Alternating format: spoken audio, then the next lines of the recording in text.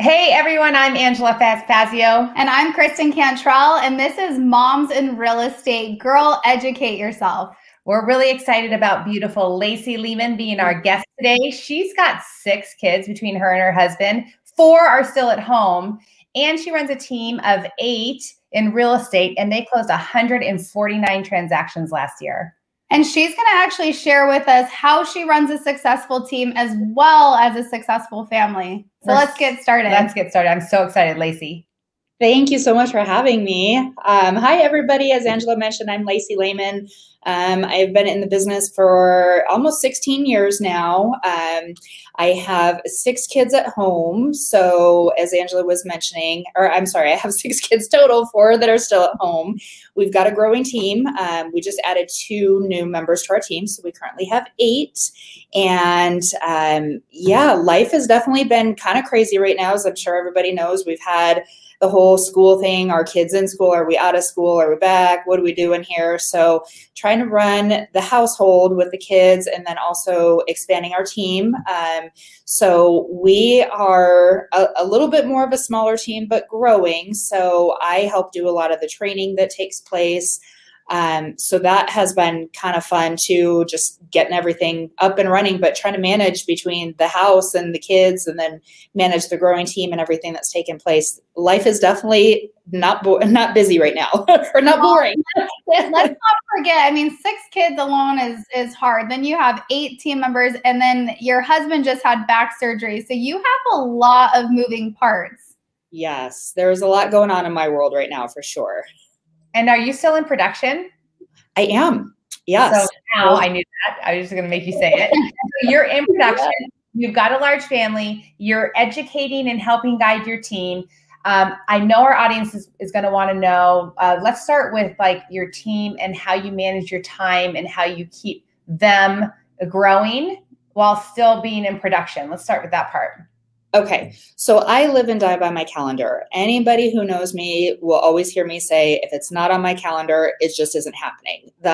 With everything that's going on, I have to time block. I have to be very strategic on how I set up my days. So I use my calendar for everything, for business, for personal. My team, they don't need to know about my kids' activities and when I need to schedule time to go to the grocery store, because yes, I have to do that as well. But they can see my business calendar. So they have access to everything. Everybody in my team always knows that whenever I'm taking this, especially our newer agents, they're more than welcome to come shadow me all the time. But again, if it's not on the calendar, it just doesn't happen. So time blocking is something that I feel I have gotten really good at because I need to. I have to be able to schedule those times for follow-ups for my clients and my personal business. Then I have to schedule the time where I'm training and working with some of our current team members, our new team members. And then also there's my kids. I have to be able to schedule some time for them, for anything that they need, their activities that they're in, schoolwork. And then there's the fun as well too. It can't always be about work, work, work. We've got to schedule some fun time. So that is also something that I add to the calendar as well, because again, as sad as it is, if it's not on the calendar, it doesn't happen. So.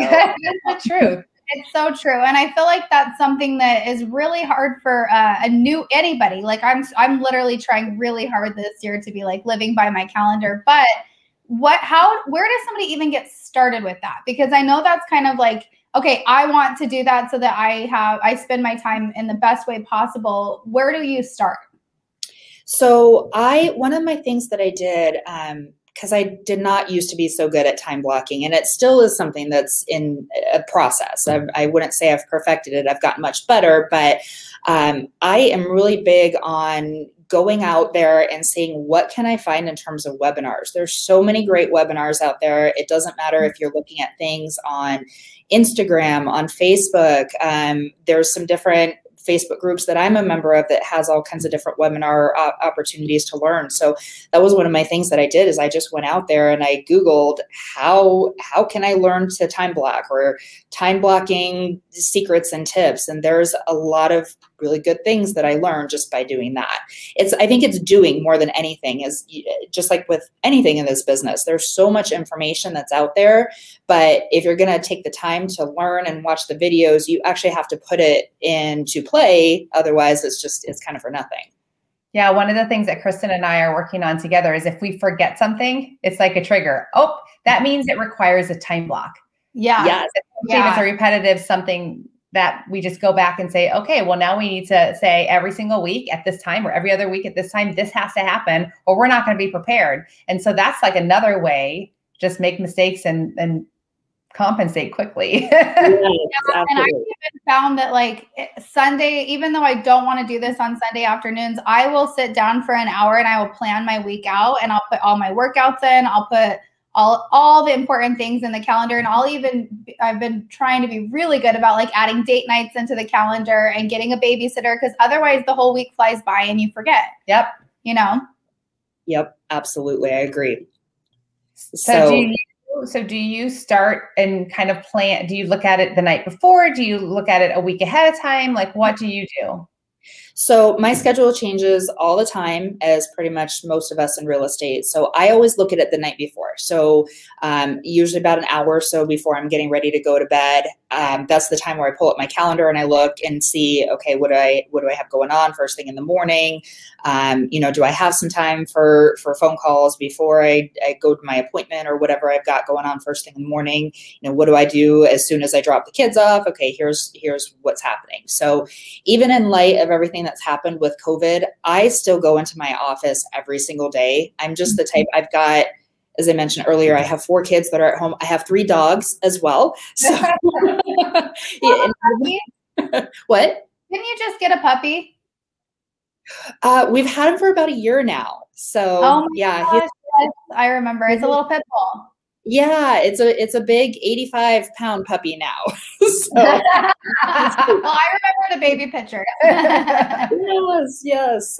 He grew fast, that's for sure. But I'm just the type, I don't ever work as well when I'm at home. I've got the dogs will start wrestling and playing, and Amazon shows up and they bark, and I just can't get my stuff done at home that I need to. I'm just never as effective. So for me, I do have an office at my office that's only about 10 minutes from my house. So I go into the office every single day. I get so much more done there. So, but again, that's without fail, if something is not on my calendar first thing in the morning, I take that first hour of my day, typically as soon as I drop the kids off, head straight into the office. And then I'm planning everything else that I need to do.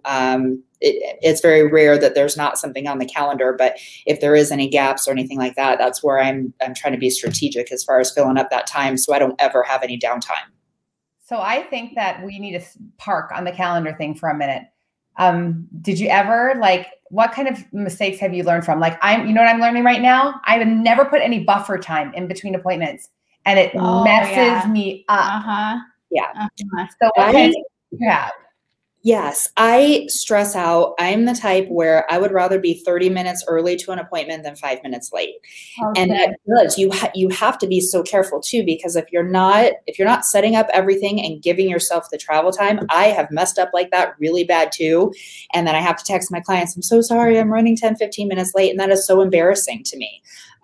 Because I feel like I failed and I didn't set up. And I know there's things that happen and things that come up that are beyond our control. But that's the biggest thing, is that you have to really take a step back and really plan everything out, including travel time, because I have definitely messed up on that myself.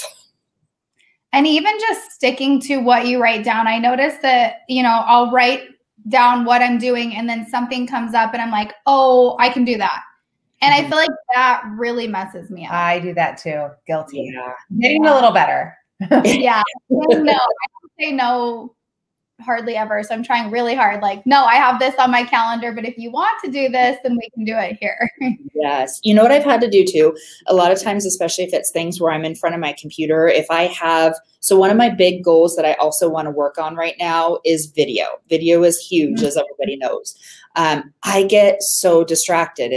I'll get one of my team members that'll send me a message and they need something, or I will get a text from the kids and, hey mom, I forgot this, or whatever the case may be. So I literally have to shut down everything. I shut down my email, I shut down my text messages on my computer, and I have to, if I'm going to commit to something that's on my calendar, I truly have to shut down all distractions. Otherwise, yeah, nothing gets done and there's just interruptions everywhere. So I hear about the importance of time blocking. We've talked a little bit about like buffering, giving you time in between appointments, and getting rid of distractions when you know you have to get a certain time block thing done that's, you know, you're not sitting in front of a person to stop you from distractions. Do you have any other tips for that, for time management? Yeah. So one of the other things that is huge for us, that's another focus that I've been working on, is systems. So when we started growing our team, so my husband, Drew, and I, we started our team back in 2012.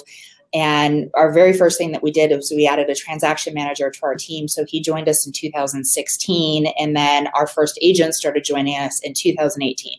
So we were very big on, before we get to the point of growing our team, we have to put those systems in place, because I've heard recently too that if there's anything that you do 2 or more times, you need to have a system, or you need to have something in there. Because otherwise, if you're repeating and, you know, doing the same emails over and over and whatnot, it's a waste of time and it's not effective. So that has been so huge just for my craziness in my life is, you know, if I'm doing something more than once or more than twice, then create a system for it and do it. So a lot of it is automated. So you don't have to keep going back and doing those time wasting activities. Yeah, and I think that we need to encourage our audience that this is a work in progress. I've been in business for 20 years in one way or another in real estate, and I'm still refining systems and processes and things like that. So it's never ending, kind of like phone ringing, right? Yeah. Yeah. Sorry, we're going to shut off the ringer. Well, I just wanted to say too, if anyone out there needs like an example of what a new agent's first, you know, like what it should look like for you, I actually have a Excel document that we did time blocking for a brand new agent in real estate. So I'm happy to share that with anybody listening. So just send us a message and I'll get that to you. Lacey, tell us, is there any advice that you would give to anybody listening that is struggling with this above and beyond what you've already told us? I'd say more than anything, it's just about being consistent. And for me, it's very tough because I have so many people that pull at me in so many different directions. I feel like I have to be there for everybody all the time, which that's a huge focus and a huge priority for me, not just for the business, but of course for my family as well too. So it leaves me still being in production. It's a challenge that I have right now because I feel like it doesn't always leave as much time for me and to do the things that I need to do. And I often get put on the back burner. And Kristen, you mentioned like scheduling gym workouts. And that's one thing that is really important to me. But lately I'm taking those off the calendar because I feel like to go. Someone's like, I need your help. You're like, oh, that's gym time. I'll help you. Yeah, I can help you. The gym can wait. And in turn, then I always get upset because then I don't feel as good. And I mean, I look forward to those gym workouts are a de-stressor to me. And so I really look forward to them. So I would just say the big thing is make sure that you're just following that calendar and you're staying very consistent, and you're always going to get distractions that come up, but don't let those distractions get in the way and win out, because then otherwise, next thing you know, your calendar is going to be ruling your life versus the other way around. And you're going to get yourself in a downward spiral that's really hard, at least for me, it's really hard to get out of it. Well, we're definitely going to have you back because you are a wealth of knowledge, and it's always a pleasure to do anything with you, Lacey. So thank you so much for your time today.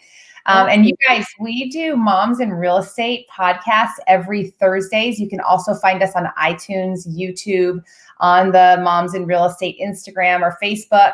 So please connect with us and let us know if there's any moms out there or really great women in real estate that should be featured like Lacey. And if you guys go way back 3 years ago, you can actually see Lacey on Moms in Real Estate, one of our first guests when we first started the podcast. So it's up on YouTube. That's right. Well, thank you again, Lacey, and thank you guys for watching. Thanks, guys.